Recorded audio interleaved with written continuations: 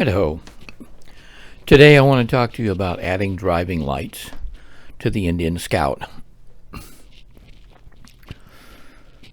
Motorcyclists are killed or injured in many ways, but the top three are someone takes a left turn in front of them. Number two is they just drive off the outside of the road, the outside of the curve for some reason. And the third one is they run into stopped motorcycles at stop signs and traffic signals. Today we're going to address number one. People turning in left in front of a motorcycle means they didn't see the motorcycle. And since most people don't ride motorcycles, they don't actually see motorcycle shapes very readily. The best way for a motorcycle to keep from others from turning in front of them is to be more visible. The way the railroad industry did it was to add two more lights to their locomotives, down low, lower than the main headlight. And so adding driving lights, especially lower down on the motorcycle frame, actually helps with visibility. And so that's what I've done. I've ridden behind really good driving lights on a Harley Davidson for a decade, and I have a modulated headlight, and so far, knock on wood, no one's turned in front of me. I don't know whether that's sheer luck or whether the modulated headlight and the driving lights help, but I believe that it couldn't hurt. There are many different solutions that mount the driving lights up high on the forks up near the headlight. Those don't work for me because a month or so in the beginning of the season and a month or so at the end of the season, I run a Plexi Fairing 3, which doesn't even work with the stock Scout turn signals. I had to make my own turn signal brackets and put on turn signals that stick a little farther forward. At any rate, I scoured the internet for pictures of motorcycles with driving lights, and there's a lot of adventure bikes that run driving lights and fog lights on their case savers or their tank savers, their crash bars essentially. And I even bought a set of crash bars for the Scout, thinking I was going to mount driving lights on them. But once they were mounted to the frame of the motorcycle, I realized that they were going to cut my lean angle by quite a bit. And I just went through a lot of work to get more lean angle. You can refer back to my video with respect to raising the Scout if you're interested.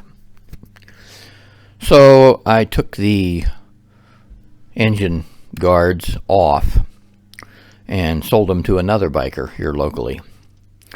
But what it did do was make me aware of the upper mounting bracket location on the inside of the front frame member. There's a single 10mm hole about halfway up on the radiator frame on the inside of the frame, and it's a pretty good location to mount things.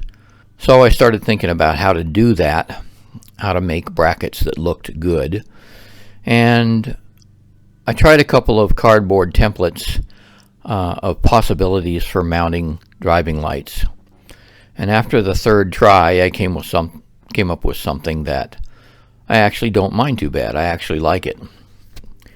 And so I started modeling the frame in my CAD system so that I could generate a CAD model of these brackets, since a CNC milling machine is driven off of a CAD model indirectly.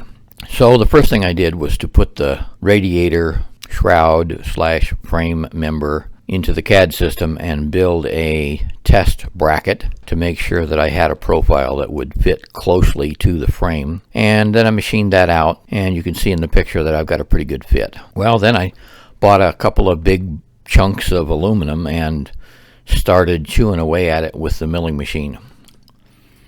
Milling machines cut in the X and the Y and the Z direction, and if you combine those movements together, then you can get curves and angles that are not aligned with the table and whatnot. But to cut a rounded shape takes a lot of passes, because you basically have to cut the shape, lower the milling end mill, and then cut the shape, and then lower the end mill and cut the shape. And those difference in heights are as little as 5/1000 of an inch, or 200 per inch. So it takes quite a while, but the result is a silky smooth piece of aluminum that holds your driving lights on. And you can see that the milling machine is quite busy. It takes about 10 hours of runtime in order to cut these pieces, because there's a top and a bottom, and there's a roughing step and then a smoothing step on both the top and the bottom. And then you have to mount it and cut both ends, one for the mounting hole and one for the wires to exit the bracket. So this is the bottom side roughing pass, taking about 1/4 of an inch depth of cut every time. Next will come the bottom side contour pass with a round nose end mill, and that's how we get the nice smooth curves. After that, the next piece is milling the top with a roughing end mill, and then milling the top with a finishing end mill. I'm going to stop talking to you and let you watch the video if you're interested. It's sped up quite a bit, and so it doesn't take long to watch the whole thing. But goodbye from Idaho.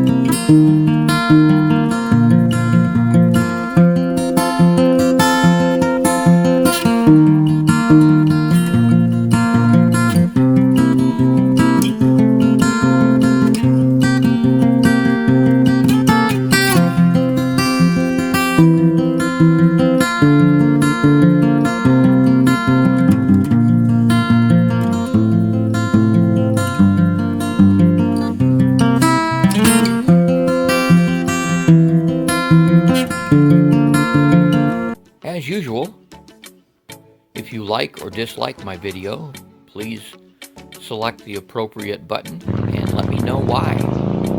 I really appreciate comments and I will answer every one.